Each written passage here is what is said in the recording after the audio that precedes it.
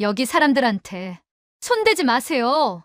영등포 골목 식당에서 조폭 5명이 폭소를 터뜨렸습니다. 여자 넷이 우릴 맞겠다고? 하지만 그들이 달려든 순간 세상이 뒤집혔어요.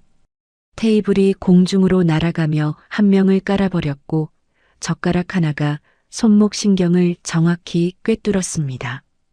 의자가 몸통에 박히는 소리, 턱뼈가 산산조각 나는 둔탁한 충격음이 울려 퍼졌죠. 5초, 단 5초 만에 조폭 5명이 바닥에 널브러졌습니다. 대체 이 여자들은 누구일까요? 707 특임대 최정예 출신, 6개월 해외 작전을 마치고 단 사흘 휴가를 받은 4명의 전사였습니다. 하지만 그날 밤 복수에 미친 40명의 조직원이 칼과 쇠파이프, 야구 방망이를 들고 골목을 완전히 에워쌌어요. 이 골목 건드리면 오늘은 예고편이야. 그리고 골목 전체가 아수라장이 되었습니다. 이 이야기가 통쾌했다면 좋아요와 구독 부탁드립니다. 지금부터 단 4명이 40명을 쓸어버린 그날 밤의 전설을 들려드립니다. 대한민국에는 국가의 가장 위험한 순간에 투입되는 정예부대가 있습니다. 707 특수임무단, 흔히 707 특임대라 불리는 이 부대는 대테러 작전과 인질 구출, 요인 경호 등 극한의 임무를 수행하는 최정예 요원들로 구성되어 있죠. 그리고 이 부대 안에서도 전설처럼 회자되는 4명의 여성 요원이 있었습니다. 남성 요원들조차 이 4명과 훈련할 때면 긴장을 늦추지 못했고 상급자들도 이들의 능력을 인정할 수밖에 없었죠. 리더 강민주는 31살의 나이에 이미 수십 차례의 실전을 경험한 베테랑이었습니다. 민주의 가장 큰 강점은 냉정함이었죠. 아무리 혼란스러운 상황에서도 민주의 심장 박동은 일정하게 유지되었고 판단력은 흐려지지 않았습니다. 격투술에서는 부대 내 최상위권을 유지하고 있었으며 민주의 팔꿈치와 무릎은 그 자체로 치명적인 무기였죠. 동료들은 민주의 눈빛 하나만으로도 다음 행동을 예측할 수 있을 정도로 깊은 신뢰를 보냈습니다. 민주는 말이 많지 않았지만 한번 내뱉은 말에는 반드시 책임을 졌습니다. 기술 담당 한지원은 29의 나이에 이미 해킹과 폭발물 처리, 드론 조작까지 능숙하게 다루는 만능 요원이었습니다. 지원은 팀 내에서 가장 밝은 성격의 소유자였죠. 어떤 상황에서도 웃음을 잃지 않았고 긴장된 분위기를 풀어주는 역할을 맡곤 했습니다. 하지만 임무에 돌입하면 지원의 눈빛은 완전히 달라졌죠. 복잡한 회로를 분석하고 적의 통신망을 무력화시키는 순간 지원은 누구보다 냉철한 기술자가 되었습니다. 손끝에서 펼쳐지는 지원의 기술은 팀 전체의 생존율을 높이는 핵심 요소였습니다. 저격수 최하늘은 27이라는 비교적 어린 나이에도 불구하고 부대 내 최고의 사격 실력을 보유하고 있었습니다. 하늘은 과묵했고 감정을 좀처럼 드러내지 않았죠. 동료들조차 하늘이 무슨 생각을 하는지 알기 어려웠습니다. 하지만 거리를 측정하고 바람의 방향을 계산하는 일에 있어서 하늘을 따라올 사람은 없었습니다.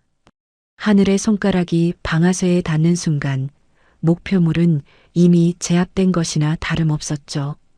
하늘은 스스로를 도구라고 생각했습니다. 감정은 사치였고 정확함만이 하늘의 존재 이유였습니다. 마지막으로 박수정은 32살로 팀 내 최연장자였습니다. 수정은 가장 강한 체력과 괴력을 자랑했죠. 근접전에서 수정을 이길 수 있는 상대는 드물었고 수정의 주먹 한 방은 웬만한 남성 요원들도 피하고 싶어 했습니다.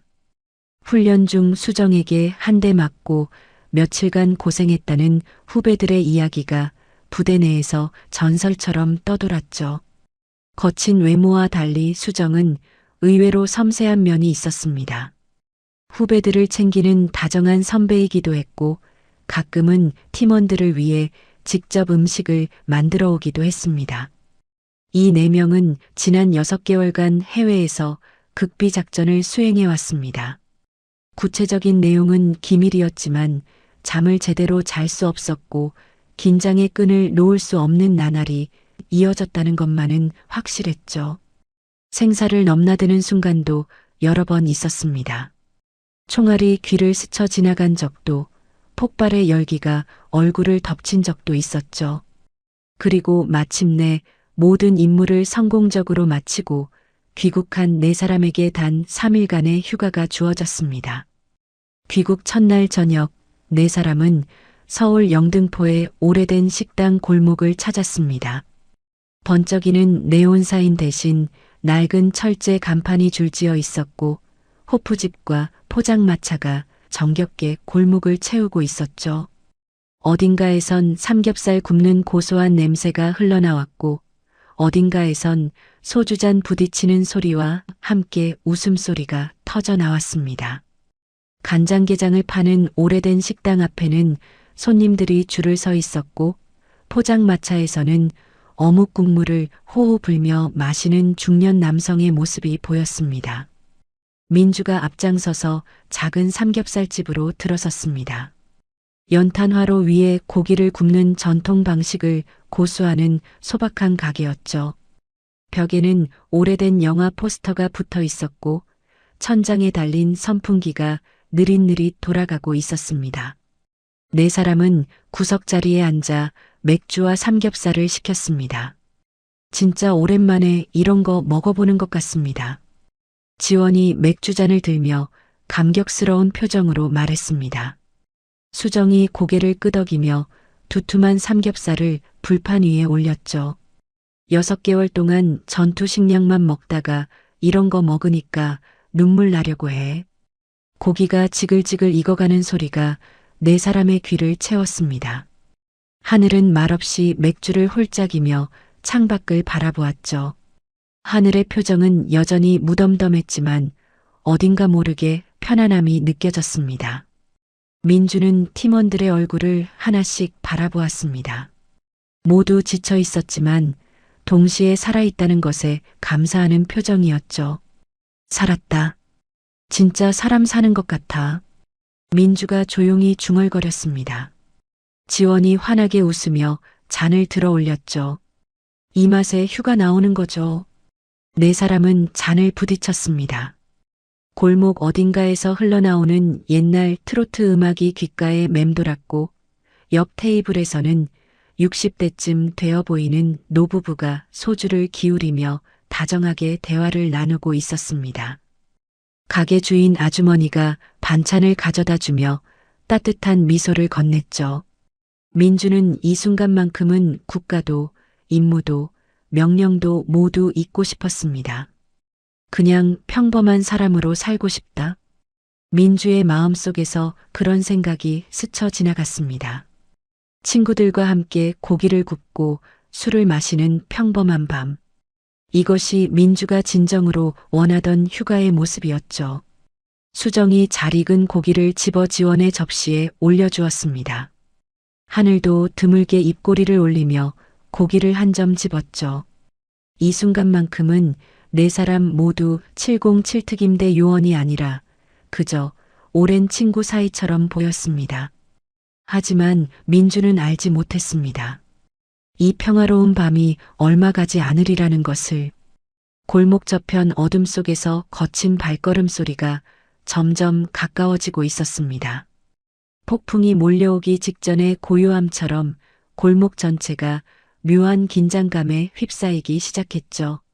민주의 오랜 전투 경험에서 비롯된 직감이 무언가 이상하다고 속삭이고 있었습니다. 아직은 아무 일도 일어나지 않았지만 위기의 그림자가 서서히 다가오고 있었습니다. 삼겹살이 노릇하게 익어가고 있었습니다. 연탄화로 위에서 기름이 지글지글 소리를 내며 튀었고 고소한 냄새가 식당 안가득 퍼졌죠.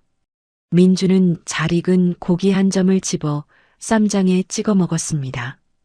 입안 가득 퍼지는 감칠맛에 절로 미소가 번졌죠. 지원은 맥주를 한 모금 마시며 행복한 표정을 지었고 수정은 연신 고기를 뒤집으며 팀원들의 접시를 채워주었습니다. 하늘도 평소와 달리 편안한 표정으로 식사를 즐기고 있었습니다. 오랜만에 찾아온 평화로운 시간이었습니다. 6개월간의 긴장이 조금씩 풀려나가는 느낌이었죠. 민주는 창밖을 바라보았습니다. 골목에는 퇴근길 직장인들이 삼삼오오 모여 술잔을 기울이고 있었고 포장마차에서는 어묵 국물 끓는 소리가 들려왔습니다. 어딘가에서 흘러나오는 옛날 노래가락이 정겹게 귓가를 스쳤죠. 바로 그때였습니다.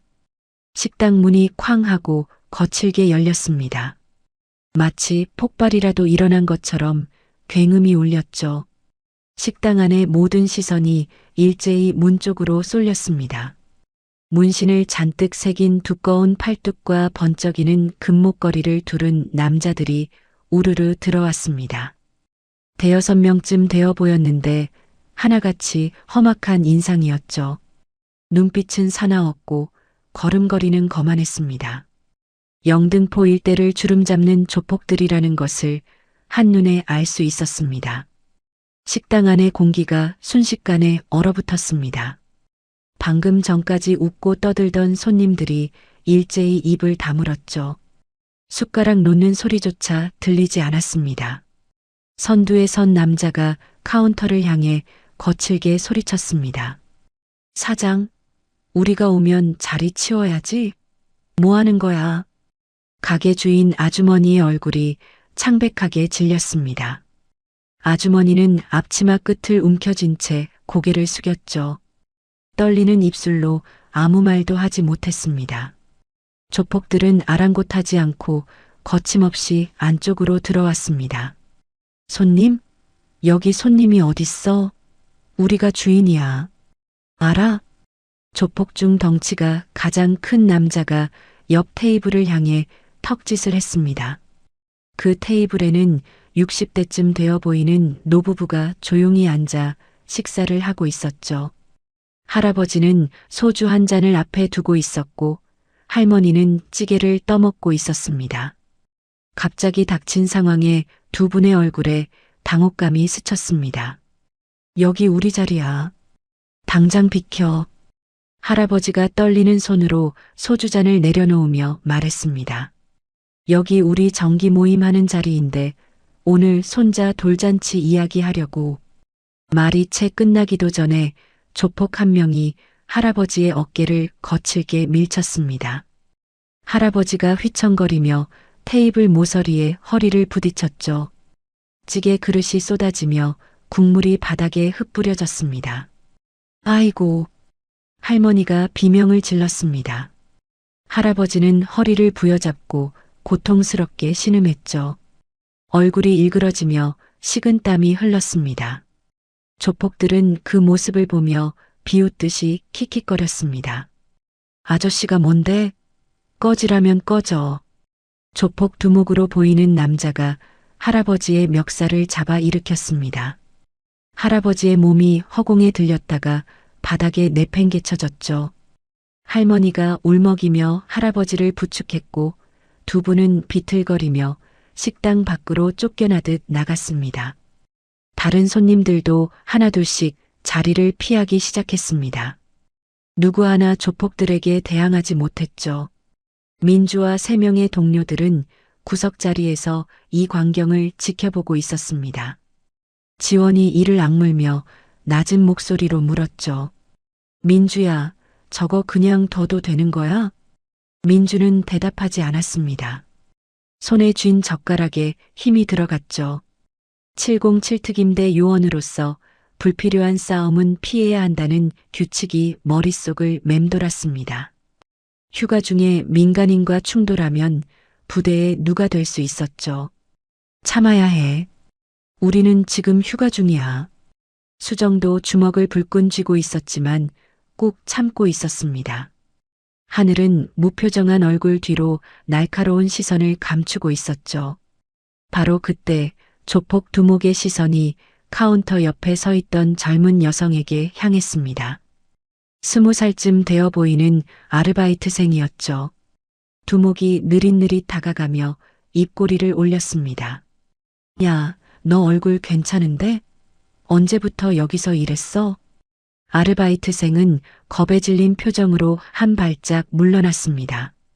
하지만 두목은 아랑곳하지 않고 아르바이트생의 팔을 덥석 잡았죠. 오빠랑 잠깐 놀자. 응? 저 놓아주세요, 제발. 아르바이트생의 목소리가 떨리고 있었습니다. 두목은 오히려 더 세게 팔을 잡아 끌었죠. 아르바이트생의 눈에 눈물이 그렁그렁 맺혔습니다. 그 순간 민주의 눈빛이 완전히 달라졌습니다. 차갑게 가라앉은 눈동자 속에 불꽃이 일었죠. 민주는 천천히 젓가락을 내려놓았습니다. 이건 그냥 지나칠 수 없다. 민주의 마음속에서 무언가가 끊어지는 소리가 났습니다. 규칙이고 뭐고 상관없었습니다. 눈앞에서 무고한 사람이 괴롭힘 당하는데 가만히 있을 수는 없었죠. 민주가 천천히 자리에서 일어섰습니다. 지원, 수정, 하늘도 민주의 움직임을 감지하고 동시에 긴장했습니다. 네 사람의 눈빛이 교차했고 말하지 않아도 서로의 의중을 알 수 있었습니다. 민주가 천천히 자리에서 일어섰습니다. 움직임에는 소리가 없었지만 민주의 눈빛에는 강철 같은 단호함이 서려 있었죠. 조폭 두목은 여전히 아르바이트생의 팔을 거칠게 붙잡고 있었고 아르바이트생은 공포에 질려 온몸을 떨고 있었습니다. 민주는 한 걸음 한 걸음 두목에게 다가갔습니다. 발소리조차 내지 않는 고요한 걸음이었죠. 707특임대에서 수천 번 반복했던 잠입 훈련이 몸에 배어 있었기 때문입니다. 식당 안의 모든 시선이 민주에게 쏠렸습니다. 조폭들도 뒤늦게 민주의 존재를 인식했죠.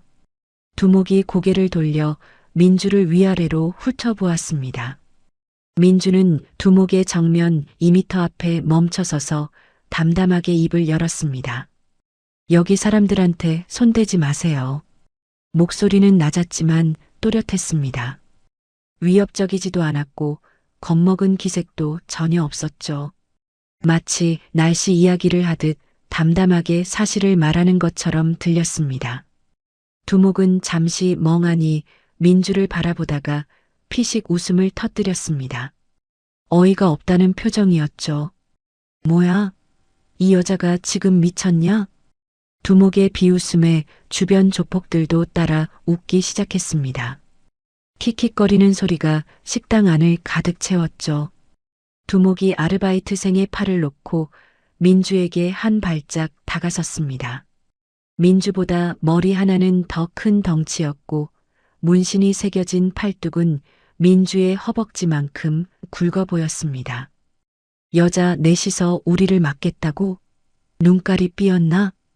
두목의 거친 욕설과 술냄새 섞인 입김이 민주의 얼굴에 닿았습니다. 하지만 민주의 표정은 조금도 변하지 않았죠. 오히려 더 차분해 보이기까지 했습니다. 그때 뒤에서 의자 끄는 소리가 들렸습니다. 수정이 느긋하게 자리에서 일어나며 말했죠. 막는 게 아니라요. 수정은 손에 들고 있던 맥주잔을 탁 하고 테이블 위에 거칠게 내려놓았습니다.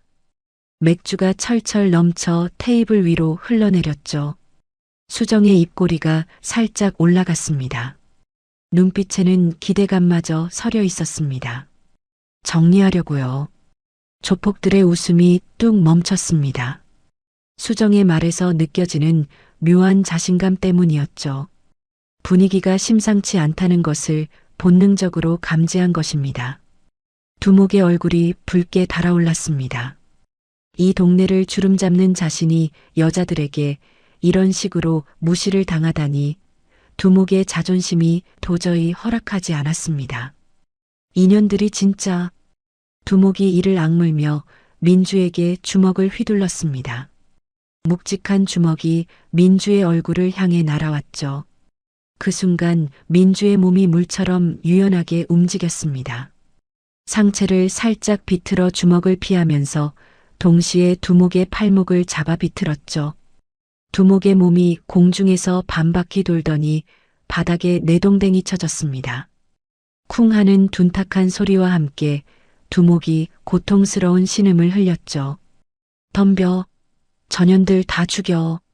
나머지 조폭들이 일제히 달려들었습니다.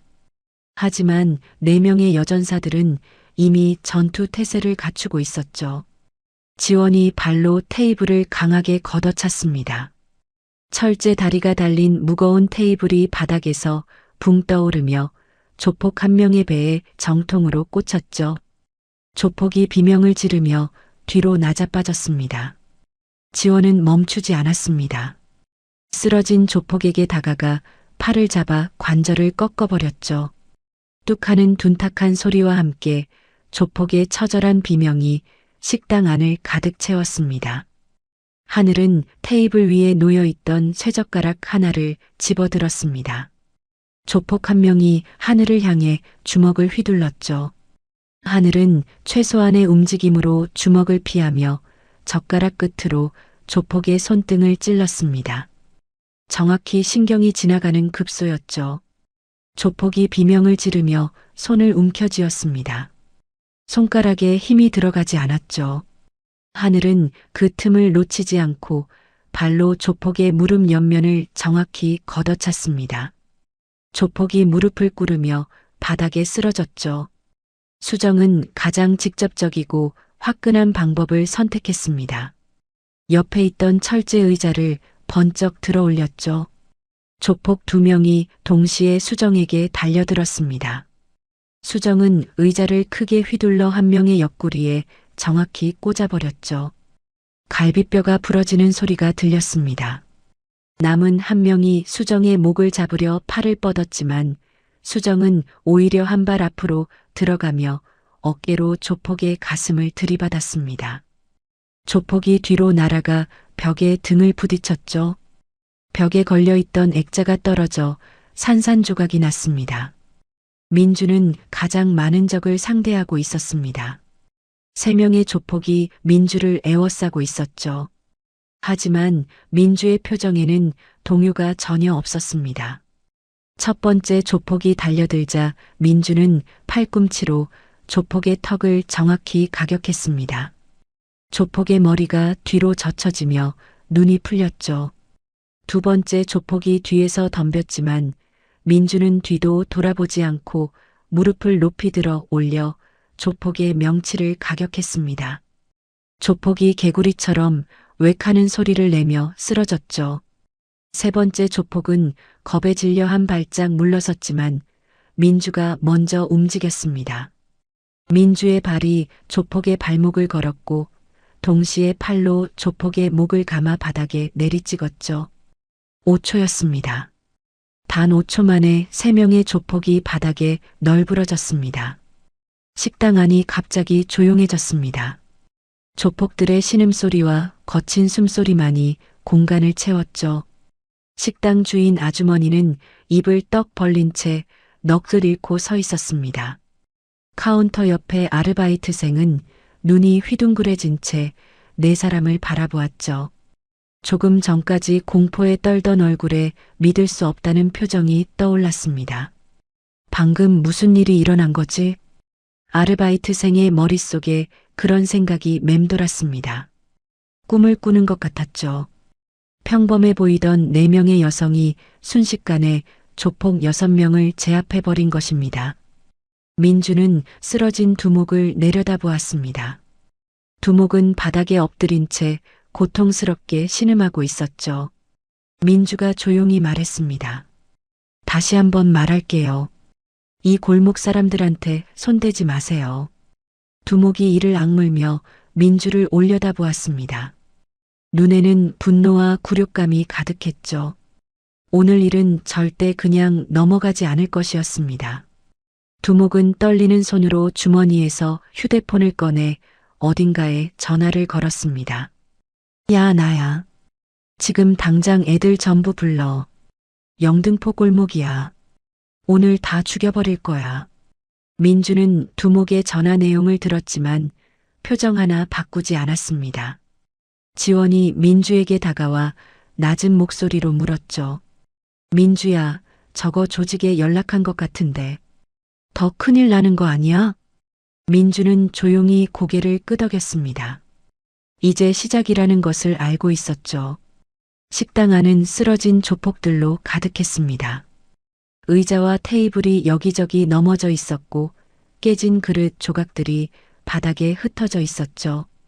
강민주는 주머니에서 현금 몇 장을 꺼내 카운터 위에 조용히 올려놓았습니다. 식당 주인은 떨리는 손으로 돈을 받으며 연신 고개를 숙였어요. 정말 감사합니다. 한지원이 어깨를 한번 돌리며 식당 문 쪽으로 걸어갔습니다. 최하늘과 박수정도 민주의 뒤를 따라 밖으로 나섰어요. 네 명은 아무 말 없이 골목길로 접어들었습니다. 휴가는 아직 이틀이나 남아 있었으니까요. 더 이상의 소란은 일으키고 싶지 않았죠. 하지만 골목을 반쯤 걸어 나왔을 때 민주의 발걸음이 멈췄습니다. 앞쪽에서 이상한 기운이 느껴졌어요. 골목 끝에서 차량 헤드라이트 불빛이 일제히 켜졌습니다. 서너 대의 검은색 승용차가 골목 입구를 완전히 막아선 상태였어요. 차 문이 열리면서 수십 명의 남자들이 쏟아져 나왔습니다. 손에는 칼, 쇠파이프, 야구방망이가 들려 있었죠. 민주는 천천히 뒤를 돌아봤습니다. 반대편 골목 입구도 이미 막혀 있었어요. 10여 명의 조직원들이 길을 가로막고 서 있었습니다. 완전히 포위당한 거죠. 에워쌌네요. 지원이 낮게 중얼거렸습니다. 하늘은 침착하게 주변 건물의 높이를 눈으로 재고 있었어요.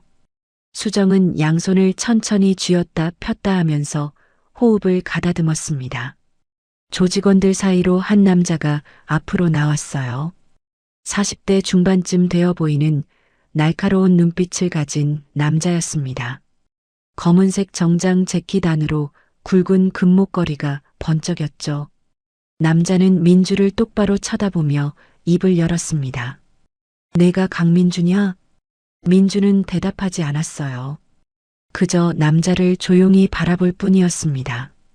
남자가 코웃음을 쳤어요. 707이든 뭐든 상관없어. 오늘 여기서 끝내자. 남자가 손을 번쩍 들어 올리자 뒤에 있던 조직원들이 일제히 한 발씩 앞으로 나섰습니다.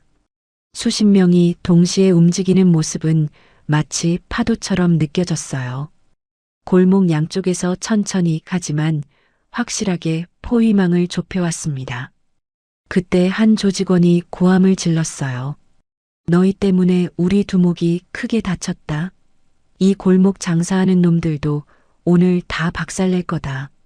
식당 안에서 숨죽이며 지켜보던 사람들의 얼굴이 새하얗게 질렸습니다.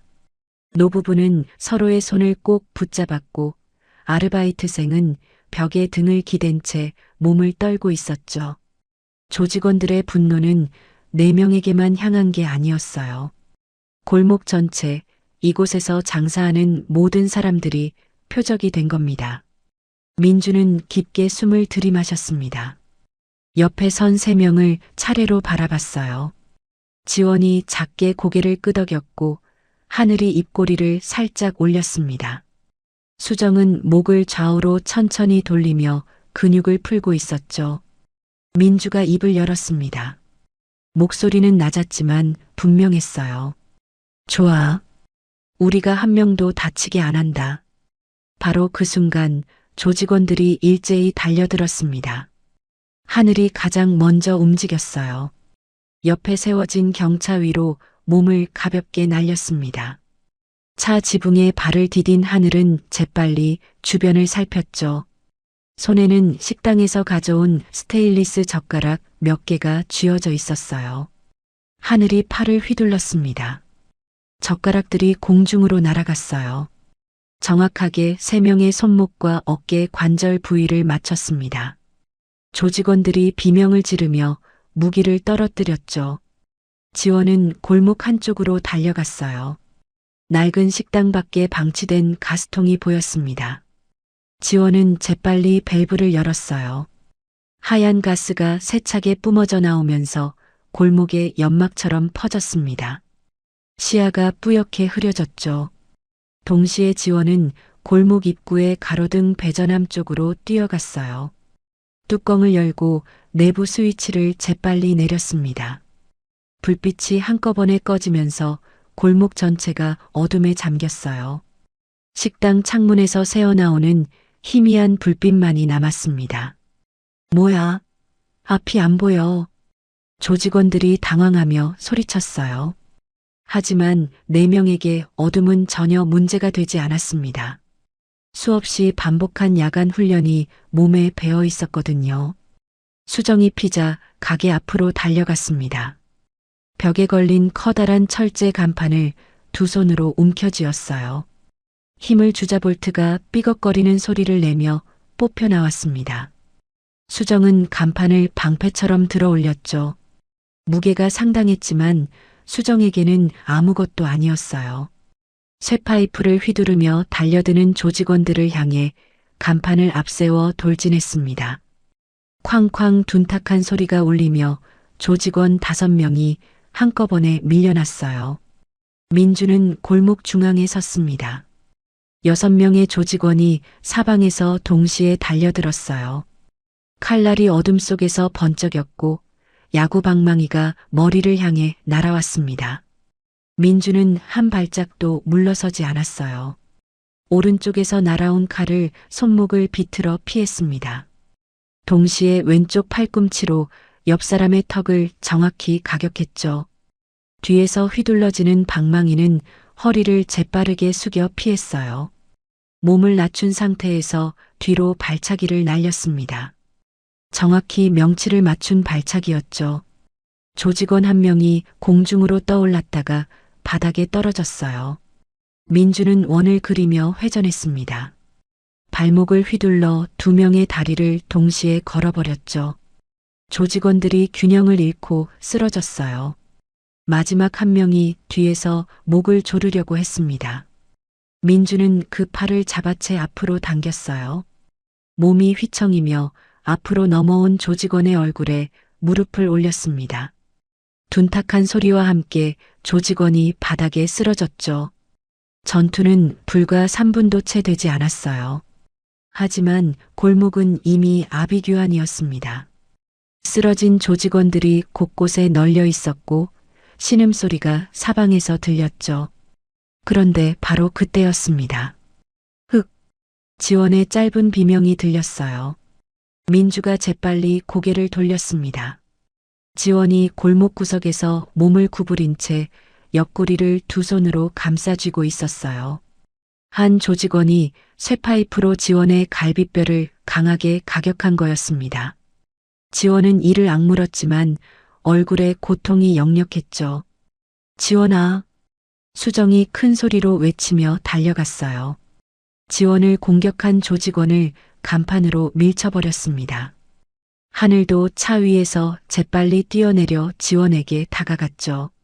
민주는 순간적으로 판단했습니다.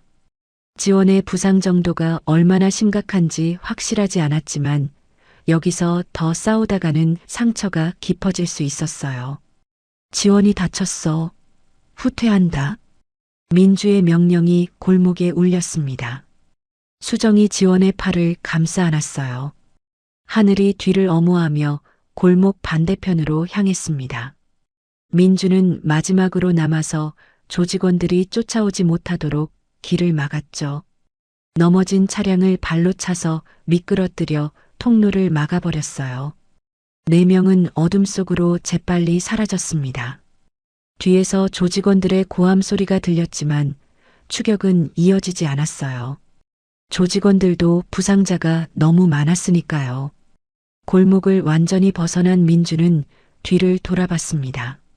지원은 수정의 어깨에 기댄 채 힘겹게 걸음을 옮기고 있었어요. 얼굴은 창백했고 입술은 파랗게 질려 있었습니다. 호흡도 가빠 보였죠. 이건 예상하지 못했어. 민주는 속으로 생각했습니다. 707 특임대에서 작전을 수행하는 동안 4명 중 누군가 부상을 입는 일은 거의 없었거든요. 하지만 오늘 처음으로 팀원 1명이 다쳤습니다. 민주는 주먹을 꽉 쥐었어요. 이 싸움은 이제 더 이상 단순한 골목 싸움이 아니었습니다. 훨씬 더 큰 일로 번지고 있었죠. 4명은 골목에서 한참을 떨어진 낡은 여인숙으로 몸을 숨겼습니다. 한지원은 침대에 비스듬히 누워 거친 숨을 몰아쉬고 있었어요. 옆구리를 감싼 손에는 피가 묻어 있었고 얼굴은 창백했습니다.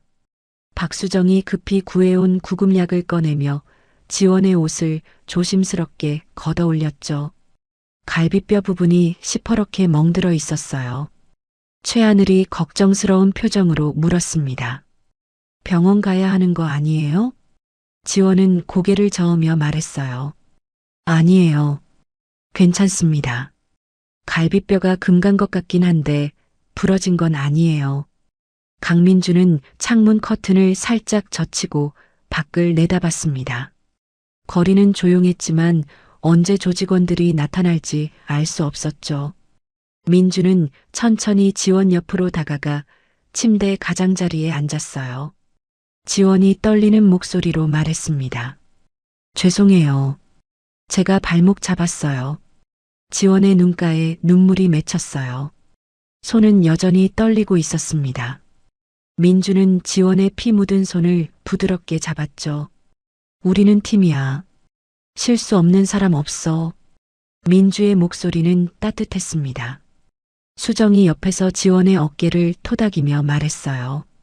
누구라도 다칠 수 있었어. 내 잘못 아니야. 하늘도 고개를 끄덕이며 지원의 다른 손을 잡았습니다. 4명은 잠시 말없이 앉아 있었어요. 오랜 시간 함께 싸워온 동료들만이 나눌 수 있는 깊은 유대감이 그 침묵 속에 담겨 있었습니다. 밤이 깊어갔습니다. 지원은 진통제를 먹고 겨우 잠이 들었어요. 나머지 3명은 여인숙 작은 탁자에 둘러앉았죠. 민주가 낮게 말했습니다. 이 정도로 끝나지 않을 겁니다. 다음 날 아침 수정이 밖을 살피고 돌아왔을 때 표정이 심각했어요. 골목 쪽이 완전히 난리예요. 수정의 말에 따르면 조폭들이 골목 상인들을 하나씩 찾아다니며 협박을 하고 있다는 거였습니다. 어젯밤 싸움으로 조직원 중 심하게 다친 사람이 10여 명이나 되었고 조직 전체가 발칵 뒤집혔다고 했어요. 오후가 되자 상황은 더욱 악화되었습니다. 수정이 다시 밖에 나갔다가 급히 돌아왔어요. 손에는 구겨진 전단지가 들려 있었습니다. 민주에게 건넨 전단지에는 4명의 얼굴이 찍힌 사진이 선명하게 인쇄되어 있었죠. 어젯밤 골목 폐쇄회로 화면을 캡처한 것이었습니다. 전단지 아래에는 이렇게 적혀 있었어요. 이 여자들을 찾는다. 정보 제공 시 사례금 지급. 하늘이 전단지를 보며 한숨을 쉬었습니다. 완전히 현상수배네요. 수정이 말을 이었어요. 골목 상인들한테도 이거 나눠주면서 협박하고 있어요. 찾으면 신고해라, 안 그러면 가게 부순다고요. 민주는 침대에서 잠든 지원을 바라봤습니다. 지원은 여전히 고통스러운 표정으로 잠들어 있었어요. 창밖을 보니 골목 어귀를 지키는 조직원들의 숫자가 점점 늘어나고 있었습니다.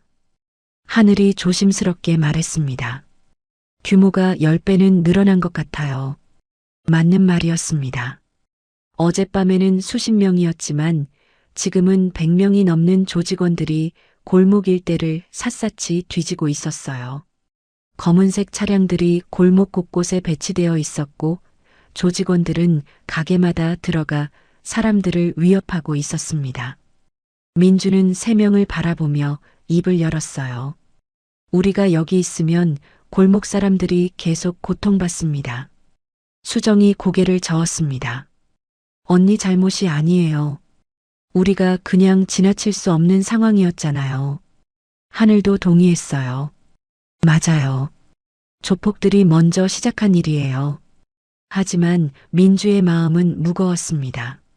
707 특임대에서 작전을 수행할 때는 명확한 목표와 철수 계획이 있었죠.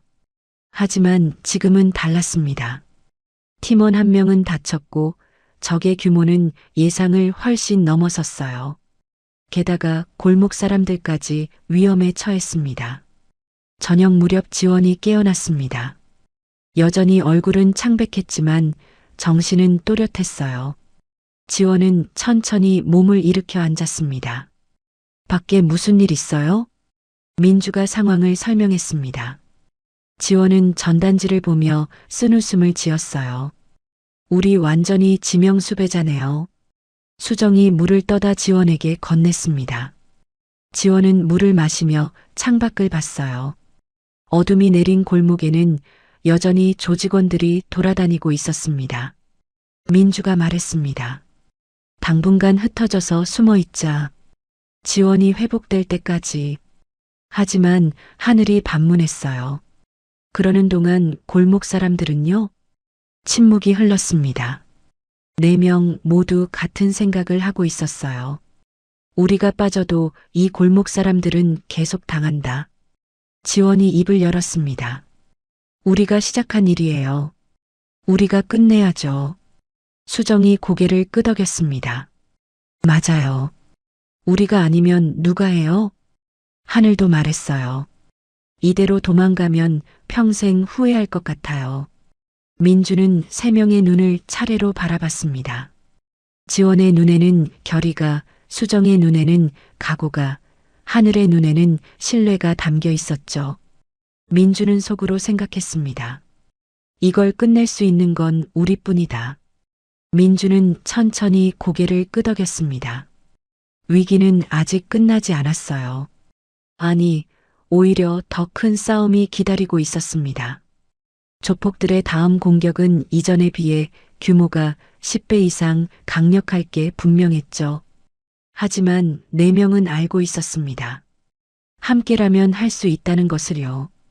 밤은 깊어갔고 4명의 마음속에는 새로운 결심이 자라나고 있었습니다.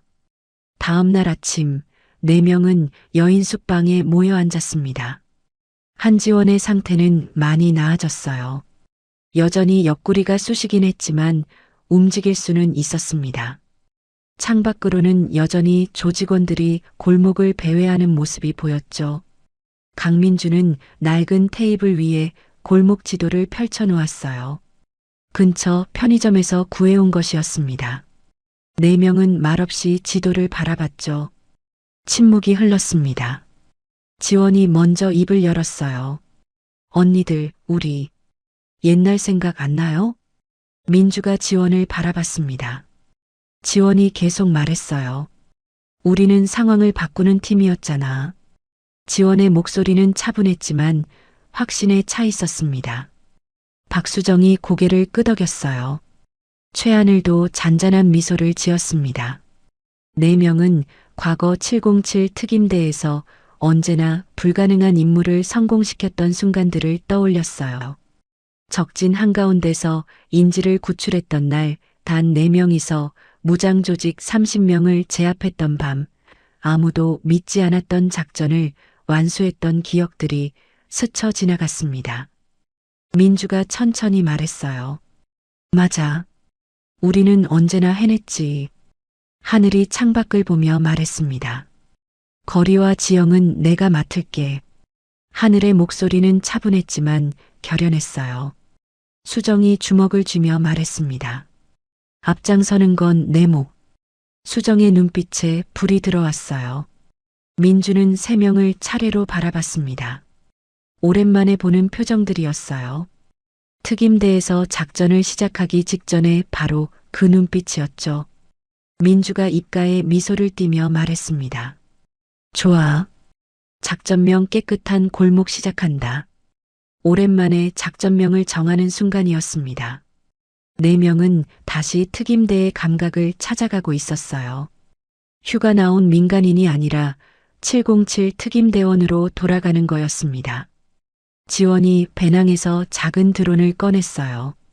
여행용으로 챙겨온 것이었습니다. 이걸로 정찰할게요. 건물 옥상에서 띄우면 골목 전체를 볼 수 있어요. 하늘은 지도 위에 표시를 하기 시작했습니다. 골목의 모든 건물 높이, 거리, 사각지대를 계산하고 있었어요. 하늘의 손끝이 빠르게 움직였습니다. 여기가 제일 높은 건물입니다. 사방이 다 보이는 위치죠. 여기서 전체를 감시할게요. 하늘이 지도의 한 지점을 정확히 짚었어요. 골목 전체의 지형을 분석하는 하늘의 눈빛은 예리했습니다. 수정은 지도를 보며 골목 곳곳을 살폈어요. 철문은 여기 공사장에 있고요. 간판은 저기 폐업한 가게 앞에 있어요. 이것들로 임시 무기를 만들 수 있습니다. 수정이 말하며 어깨를 돌렸습니다. 즉석에서 철문과 간판을 뜯어내 무기로 만들 계획이었죠. 민주는 3명의 이야기를 들으며 지도 위에 표시를 해나갔어요. 조폭들이 모일 위치, 타격 지점, 후퇴 경로를 하나씩 설계했습니다. 전체 타격 지점을 정밀하게 계산하는 민주의 손놀림은 정확했어요. 조폭들은 밤 10시쯤 다시 모일 겁니다. 자기들 영역을 과시하려고 할 거예요. 민주가 말을 이었습니다. 우리는 그 전에 준비를 끝내야 해요. 지원, 드론으로 위치 파악, 하늘, 옥상에서 전체 상황 감시, 수정, 무기 준비. 3명이 동시에 대답했어요. 알겠습니다. 민주는 지도의 중앙 지점을 손가락으로 가리켰습니다. 내가 여기서 정면을 맡을게. 조폭들을 이쪽으로 유인합니다. 4명은 서로를 바라봤어요. 말이 필요 없었습니다. 오랜 시간 함께 훈련하고 작전을 수행하며 쌓아온 신뢰가 그 시선 속에 담겨 있었죠. 지원이 배낭을 정리하며 말했습니다. 옥상에서 가로등 배전반도 확인할게요.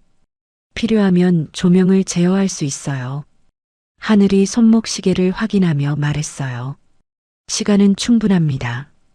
천천히 준비하죠. 수정이 자리에서 일어서며 목을 좌우로 돌렸습니다. 오랜만에 제대로 된 작전이네요. 민주도 일어섰어요. 4명은 원을 그리며 서로를 마주봤습니다. 민주가 천천히 손을 내밀었죠. 지원이 민주의 손 위에 자신의 손을 얹었고 하늘과 수정도 차례로 손을 포겠습니다. 4명의 손이 하나로 모였어요. 따뜻한 온기가 전해졌습니다. 민주가 말했어요. 우리가 지켜야 할 건 이 골목 사람들입니다. 지원이 말했습니다. 함께라면 할 수 있어요. 하늘이 말했어요. 우리는 팀이니까요. 수정이 마지막으로 말했습니다. 끝까지 함께 갑시다. 4명은 손을 꽉 쥐었어요. 그리고 천천히 손을 내렸습니다. 이제 마지막 준비만 남았죠. 해가 중천에 떠 있었습니다. 작전 시작까지는 아직 시간이 있었어요. 지원은 드론 배터리를 충전하기 시작했고 하늘은 골목 지형을 머릿속에 완벽히 입력했습니다. 수정은 필요한 도구 목록을 작성했고 민주는 최종 작전 계획을 점검했어요. 오후가 되자 4명은 각자의 역할에 맞춰 움직이기 시작했습니다. 지원은 옥상 위치를 확인하러 나갔고 하늘은 건물 높이를 직접 재러 갔어요. 수정은 공사장과 폐업 가게를 확인했고 민주는 골목 전체를 다시 한번 살폈습니다. 저녁이 되자 4명은 다시 여인숙에 모였어요. 모든 준비가 끝났습니다. 민주가 3명을 바라보며 말했습니다. 이제 시작합니다. 4명의 마음은 하나였습니다. 오늘 밤 이 골목에서 모든 것이 끝날 거였어요. 밤 10시 골목 입구에 검은색 차량들이 줄지어 들어섰습니다. 차 문이 열리며 조폭들이 우르르 쏟아져 나왔어요. 10여 대의 차량에서 40여 명의 조직원들이 내렸습니다. 칼, 쇠파이프, 야구 방망이를 든 남자들이 골목을 가득 메웠죠. 이번에는 규모가 완전히 달랐어요. 끝장을 내겠다는 의지가 느껴졌습니다. 조폭 두목이 골목 중앙에 우뚝 섰어요. 얼굴 전체에 분노가 가득했습니다. 턱에는 붕대가 감겨 있었고 팔에는 깁스가 되어 있었죠. 오늘 저 여자 내 끝장낸다. 두목의 고함 소리가 골목 전체에 울려 퍼졌습니다. 조직원들이 일제히 함성을 지르며 앞으로 나섰어요. 살기가 골목을 짓눌렀습니다. 그때였습니다. 건물 옥상에서 작은 원통 하나가 떨어졌어요. 최하늘이 던진 연막탄이었습니다. 원통이 바닥에 닿자마자 하얀 연기가 폭발적으로 퍼져나갔죠. 골목 전체가 순식간에 뿌연 연기에 휩싸였습니다. 옥상에서 하늘이 낮고 차분하게 말했어요. 시작. 바로 그 순간 골목의 모든 가로등이 동시에 꺼졌습니다. 한지원이 옥상 배전반을 조작한 거였어요. 골목이 완전한 암흑 속에 잠겼습니다. 하지만 연기 너머로 식당 간판의 붉은 불빛만이 희미하게 빛나고 있었죠. 그 불빛이 역광이 되어 조폭들의 실루엣이 선명하게 드러났습니다. 위치가 완벽하게 노출된 거예요. 뭐야? 불이 왜 꺼져? 앞이 안 보여. 조폭들이 당황하며 소리쳤습니다. 연기 때문에 시야가 완전히 차단되었고 어둠 때문에 방향 감각을 잃었어요. 그때 골목 한쪽에서 쿵쾅거리는 무거운 발소리가 들렸습니다. 박수정이 철판 방패를 들고 정면으로 돌진하고 있었어요. 수정의 오른손에는 공사장에서 뜯어온 커다란 철판이, 왼손에는 빨간 소화기가 들려 있었습니다. 저기다. 막아. 조폭 한 명이 소리쳤지만 이미 늦었어요. 수정이 소화기 분말을 힘껏 뿌리며 달려들었습니다. 하얀 분말이 연기와 섞이며 앞을 더욱 가렸죠. 수정은 철판을 앞세워 조폭 5명을 한꺼번에 밀어붙였습니다. 압도적인 힘이었어요. 조폭들이 뒤로 밀려나며 차례로 넘어졌습니다. 수정이 멈추지 않고 계속 전진했어요. 다시 5명을 쓸어버리고 또 5명을 밀쳐냈습니다. 폭발적인 파워로 조폭들을 연달아 제압하는 모습은 마치 거대한 전차가 돌진하는 것 같았어요. 아무도 수정을 막을 수 없었습니다. 옥상에서 하늘이 재빠르게 움직였습니다. 하늘의 손에는 골목에 떨어져 있던 몽둥이와 쇠파이프가 쥐어져 있었어요. 하늘은 조폭들의 움직임을 정확히 계산했습니다. 거리, 각도, 속도, 바람까지 순식간에 측정했죠. 하늘이 팔을 재빠르게 휘둘렀어요. 몽둥이가 날카롭게 공중으로 날아갔습니다. 정확히 한 조폭의 손목을 맞췄어요. 조폭이 비명을 지르며 무기를 떨어뜨렸습니다. 하늘이 다시 쇠파이프를 던졌어요. 또 다른 조폭의 손목 신경을 정확히 타격했습니다. 손목 신경이 차단되자 손가락에 힘이 풀렸죠. 하늘의 투척은 멈추지 않았어요. 5명, 6명, 7명. 손목 신경을 차단당한 조폭들은 손에 힘이 풀려 더 이상 전투를 할 수 없었습니다. 무기를 들 수조차 없게 된 거죠. 전투 불가 상태였어요. 골목 중앙에서 강민주가 본격적으로 움직이기 시작했습니다. 6명의 조폭이 민주를 완전히 에워쌌어요. 칼과 쇠파이프가 사방에서 동시에 날아들었습니다. 민주는 한 발짝도 물러서지 않았어요. 오른쪽에서 휘둘러지는 칼을 피하며 팔꿈치로 상대의 턱을 정확히 가격했습니다. 둔탁한 소리와 함께 조폭이 뒤로 고꾸라졌죠. 왼쪽에서 달려드는 조폭의 명치를 무릎으로 강하게 찔렀어요. 조폭이 공중으로 떠올랐다가 바닥에 떨어졌습니다. 뒤에서 공격이 들어왔어요. 민주는 원을 그리며 재빠르게 회피했습니다. 발목을 낮게 휘둘러 한 명의 다리를 걸어 넘어뜨렸죠. 몸을 낮춘 상태에서 다시 일어서며 또 다른 조폭의 발목을 꺾었어요. 3명이 연속으로 바닥에 쓰러졌습니다. 연결 동작이었어요. 마지막 두 명이 동시에 달려들었어요. 민주는 한 명의 팔을 잡아 비틀며 다른 한 명에게 밀어붙였습니다. 두 조폭이 서로 부딪히며 넘어졌죠. 조폭 두목이 뒤에서 민주를 향해 달려들었습니다. 손에는 긴 쇠파이프가 들려 있었어요. 두목이 파이프를 머리 위로 치켜들고 힘껏 휘두르는 순간 민주는 재빠르게 몸을 숙였습니다. 파이프가 머리 위를 스쳐 지나갔죠. 민주는 낮은 자세에서 두목의 턱을 손으로 움켜잡았어요. 그리고 온 힘을 다해 위로 밀어 올렸습니다. 두목의 몸이 공중으로 떠올랐어요. 민주는 두목을 옆 식당 유리창 쪽으로 던져버렸습니다.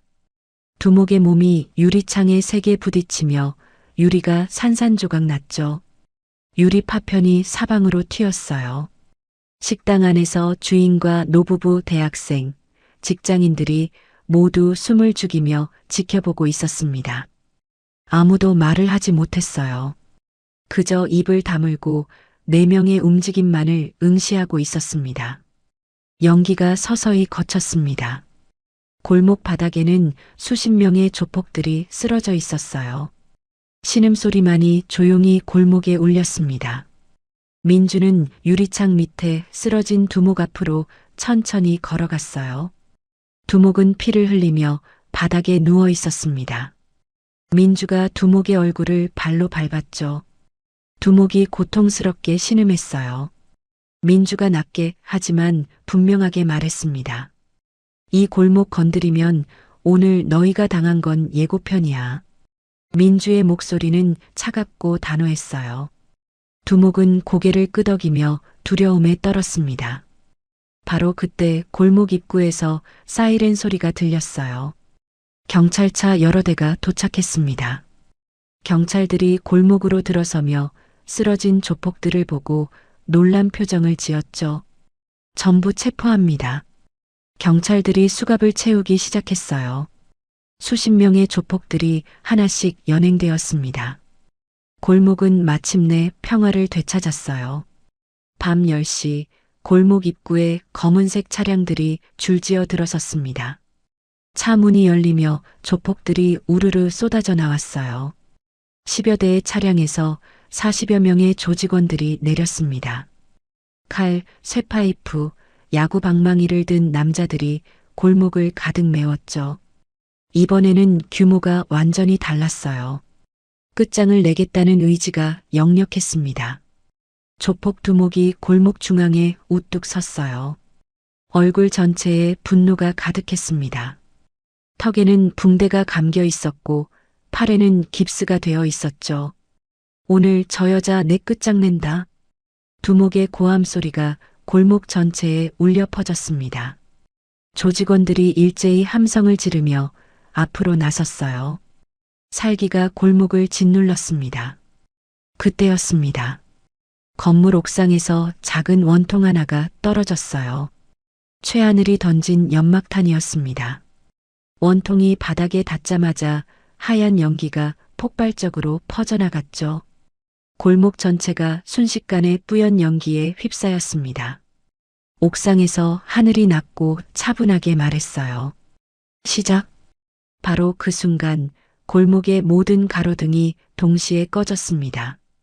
한지원이 옥상 배전반을 조작한 거였어요. 골목이 완전한 암흑 속에 잠겼습니다. 하지만 연기 너머로 식당 간판의 붉은 불빛만이 희미하게 빛나고 있었죠. 그 불빛이 역광이 되어 조폭들의 실루엣이 선명하게 드러났습니다. 위치가 완벽하게 노출된 거예요. 뭐야? 불이 왜 꺼져? 앞이 안 보여.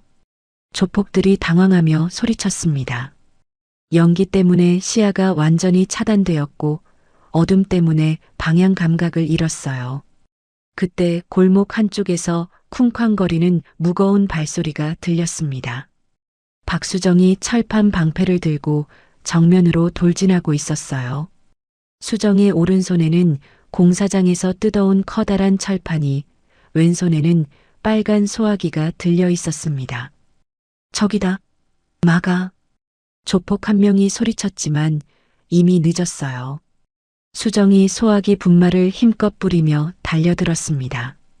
하얀 분말이 연기와 섞이며 앞을 더욱 가렸죠. 수정은 철판을 앞세워 조폭 5명을 한꺼번에 밀어붙였습니다. 압도적인 힘이었어요. 조폭들이 뒤로 밀려나며 차례로 넘어졌습니다. 수정이 멈추지 않고 계속 전진했어요. 다시 5명을 쓸어버리고 또 5명을 밀쳐냈습니다. 폭발적인 파워로 조폭들을 연달아 제압하는 모습은 마치 거대한 전차가 돌진하는 것 같았어요. 아무도 수정을 막을 수 없었습니다. 옥상에서 하늘이 재빠르게 움직였습니다. 하늘의 손에는 골목에 떨어져 있던 몽둥이와 쇠파이프가 쥐어져 있었어요. 하늘은 조폭들의 움직임을 정확히 계산했습니다. 거리, 각도, 속도, 바람의 방향까지 순식간에 측정했죠. 하늘이 팔을 재빠르게 휘둘렀어요. 몽둥이가 날카롭게 공중으로 날아갔습니다.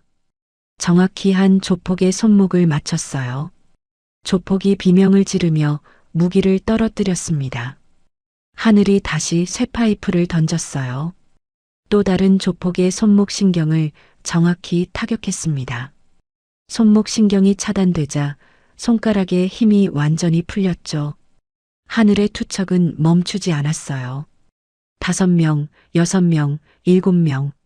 손목 신경을 차단당한 조폭들은 손에 힘이 풀려 더 이상 전투를 할 수 없었습니다.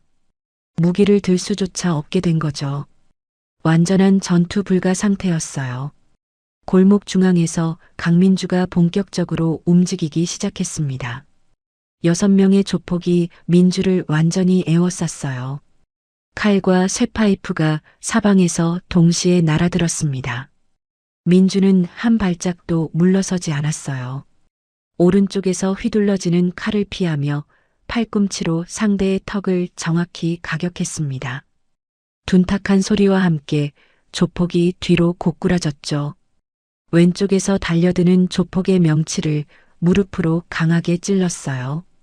조폭이 공중으로 떠올랐다가 바닥에 떨어졌습니다. 뒤에서 공격이 들어왔어요. 민주는 원을 그리며 재빠르게 회피했습니다. 발목을 낮게 휘둘러 한 명의 다리를 걸어 넘어뜨렸죠. 몸을 낮춘 상태에서 다시 일어서며 또 다른 조폭의 발목을 꺾었어요. 3명이 연속으로 바닥에 쓰러졌습니다. 연결 동작이 완벽했어요. 마지막 2명이 동시에 달려들었어요. 민주는 한 명의 팔을 잡아 비틀며 다른 한 명에게 밀어붙였습니다. 두 조폭이 서로 부딪히며 넘어졌죠. 조폭 두목이 뒤에서 민주를 향해 달려들었습니다. 손에는 긴 쇠파이프가 들려 있었어요. 두목이 파이프를 머리 위로 치켜들고 힘껏 휘두르는 순간 민주는 재빠르게 몸을 숙였습니다. 파이프가 머리 위를 스쳐 지나갔죠. 민주는 낮은 자세에서 두목의 턱을 손으로 움켜잡았어요. 그리고 온 힘을 다해 위로 밀어 올렸습니다. 두목의 몸이 공중으로 떠올랐어요. 민주는 두목을 옆 식당 유리창 쪽으로 던져버렸습니다. 두목의 몸이 유리창에 세게 부딪히며 유리가 산산조각 났죠. 유리 파편이 사방으로 튀었어요. 식당 안에서 주인과 노부부, 대학생, 직장인들이 모두 숨을 죽이며 지켜보고 있었습니다. 아무도 말을 하지 못했어요. 그저 입을 다물고 4명의 움직임만을 응시하고 있었습니다. 연기가 서서히 거쳤습니다. 골목 바닥에는 수십 명의 조폭들이 쓰러져 있었어요. 신음소리만이 조용히 골목에 울렸습니다. 민주는 유리창 밑에 쓰러진 두목 앞으로 천천히 걸어갔어요. 두목은 피를 흘리며 바닥에 누워 있었습니다. 민주가 두목의 얼굴을 발로 밟았죠. 두목이 고통스럽게 신음했어요. 민주가 낮게 하지만 분명하게 말했습니다. 이 골목 건드리면 오늘 너희가 당한 건 예고편이야. 민주의 목소리는 차갑고 단호했어요. 두목은 고개를 끄덕이며 두려움에 떨었습니다. 바로 그때 골목 입구에서 사이렌 소리가 들렸어요. 경찰차 여러 대가 도착했습니다. 경찰들이 골목으로 들어서며 쓰러진 조폭들을 보고 놀란 표정을 지었죠. 전부 체포합니다. 경찰들이 수갑을 채우기 시작했어요. 수십 명의 조폭들이 하나씩 연행되었습니다. 다음 날 아침 골목에는 평화가 찾아왔습니다. 어젯밤의 소란이 거짓말처럼 조용했어요. 식당들이 하나둘 문을 열기 시작했고 골목 사람들은 조심스럽게 밖으로 나왔습니다. 4명은 여인숙을 나와 골목 입구로 걸어가고 있었어요. 한지원의 옆구리는 여전히 아팠지만 많이 나아진 상태였습니다. 박수정이 지원의 배낭을 대신 들어주고 있었죠. 골목 중간쯤 걸어가고 있을 때였습니다. 식당 주인이 가게 밖으로 뛰어나왔어요. 손에는 작은 과일 바구니가 들려 있었습니다. 잠깐만요. 잠깐만요. 4명이 걸음을 멈췄습니다. 식당 주인이 숨을 헐떡이며 다가와 과일 바구니를 내밀었어요. 덕분에 살았습니다. 주인의 목소리는 떨리고 있었습니다. 눈가에는 눈물이 맺혀 있었죠. 강민주가 바구니를 받으며 고개를 숙였어요. 그때 옆 가게에서 노부부가 나왔습니다. 노부부도 손에 작은 손편지를 들고 있었어요. 정말 고맙습니다. 할머니가 손편지를 민주에게 건네며 말했습니다. 할아버지도 깊게 고개를 숙였죠. 그러자 골목 곳곳에서 사람들이 나오기 시작했습니다. 호프집 사장, 포장마차 아주머니, 대학생, 아르바이트생, 직장인들까지 모두 손에 무언가를 들고 있었어요. 작은 선물들이었습니다. 평생 잊지 않을게요. 한 아주머니가 떨리는 목소리로 말했습니다. 다른 사람들도 차례로 고개를 숙이며 감사를 표했어요. 골목 사람들의 얼굴에는 진심 어린 감사가 가득했습니다. 지원이 그 모습을 바라보다가 눈가에 눈물이 맺혔어요. 지원이 눈물을 글썽이며 말했습니다. 우리가 이런 말 들으려고 훈련한 건가 싶다. 지원의 목소리는 작았지만 감정이 담겨 있었습니다. 최하늘도 고개를 끄덕였어요. 수정이 지원의 어깨를 가볍게 토닥였습니다. 민주는 골목 사람들을 한 명씩 천천히 바라봤어요. 두려움에 떨던 사람들, 위협받던 사람들이 이제는 평화로운 얼굴로 서 있었습니다. 민주는 잔잔한 미소를 지으며 말했어요. 휴가는 끝났네. 국가로 복귀하자. 민주의 말에 3명이 동시에 고개를 끄덕였습니다. 4명은 골목 사람들에게 마지막으로 인사를 하고 천천히 걸어가기 시작했어요. 골목 사람들은 그 자리에 서서 4명을 배웅했습니다. 아무도 말하지 않았지만 모두의 마음속에는 같은 생각이 있었죠. 진짜 영웅을 만났다는 생각이었습니다. 4명은 골목을 빠져나와 큰 길로 접어들었습니다. 아침 햇살이 따스하게 내리쬐고 있었어요. 민주가 앞장서서 걸었고 지원, 하늘, 수정이 그 뒤를 따랐습니다. 수정이 뒤를 돌아보며 말했어요. 다시 오고 싶네요. 하늘이 웃으며 대답했습니다. 다음 휴가 때 또 오죠. 지원도 미소를 지었어요. 그때는 조용히 밥만 먹고 가요. 4명이 함께 웃었습니다. 오랜만에 듣는 편안한 웃음소리였어요. 민주는 앞을 바라보며 걸었습니다. 마음속으로 생각했죠. 우리가 지킨 사람들이 행복하게 살아가는 것, 그게 우리가 하는 일의 의미구나. 4명은 계속 걸어갔습니다. 707 특임대로 돌아가기 위해서였어요. 다시 국가를 지키는 임무가 기다리고 있었습니다. 4명은 다시 707 부대로 돌아가기 위해 걸어갔습니다. 뒷모습이 점점 멀어져 갔어요. 그 뒤로 깨끗하게 정리된 골목이 천천히 펼쳐졌습니다. 식당 문이 열리고 사람들이 웃으며 거리를 걸었어요. 골목 전체에 활기가 돌았습니다. 골목 사람들은 4명을 진짜 영웅이라 부르기 시작했습니다. 이름도 몰랐던 4명의 여성이 골목을 지켜준 이야기는 오랫동안 전해질 거였어요. 4명의 뒷모습이 햇살 속으로 사라졌습니다. 이 이야기가 마음에 드셨다면 구독과 좋아요로 응원해 주시고 여러분도 누군가의 영웅이 되는 하루 보내시길 바랍니다.